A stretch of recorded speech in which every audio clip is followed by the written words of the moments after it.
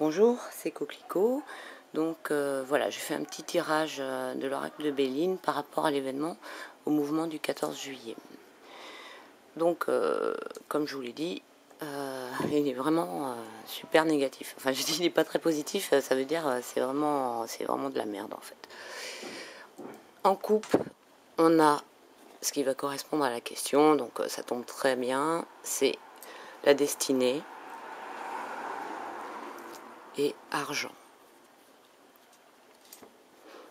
Donc c'est bien ce qui concerne le rassemblement du 14 juillet, c'est-à-dire ne pas payer la dette, changer les choses, virer le gouvernement, etc. Je dirais 5 cartes. Donc la première va être le résultat. On a ennemi. Ennemi qui est représenté par un glaive et un serpent. Une carte de Mars, donc on est vraiment dans la lutte, dans le combat. Mars, c'est la guerre. Le glaive, ça représente l'impartialité, le fait de trancher, la défense, la bravoure, mais aussi la fatalité. Et le serpent, c'est aussi négatif, et ça va représenter aussi le danger, mais plus sournois, plus et la carte c'est ennemi, et voilà. Ça représente bien ce que ça veut dire. Donc un résultat plutôt négatif. Comment on arrive à ce résultat? Alors, on a fatalité juste après. Pour moi, cette carte, elle représenterait la situation où on en est arrivé au niveau politique, économique, etc. C'est une carte de, comment dire, d'extrémité, d'arriver au bout, il faut changer les choses, c'est une carte, comment dire, c'est une carte très négative, mais enfin c'est la carte de la mort, mais pour renaître. Mais il y a quand même une idée comment dire, de trancher, d'être très, comment dire, je trouve pas le mot.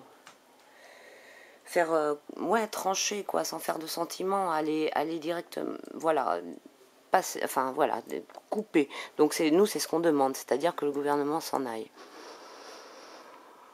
et pour faire de nouveaux projets, reconstruire avec la carte d'à côté qui va être entreprise, mais qui n'a pas ce visuel à cet endroit pour rien non plus, je pense, parce que évidemment l'équerre et le compas, c'est le symbole d'une société qu'on connaît très bien et qui sort dans le tirage en plein milieu, quoi. Donc un peu comme si c'était l'axe, et l'axe du mal, je vais dire, l'axe par lequel il faut changer les choses, et en même temps tout ce qui tient, quoi. Le résultat donc de cette volonté de changer les choses, ça va être infortune. Encore une carte de Saturne, une carte donc très lourde.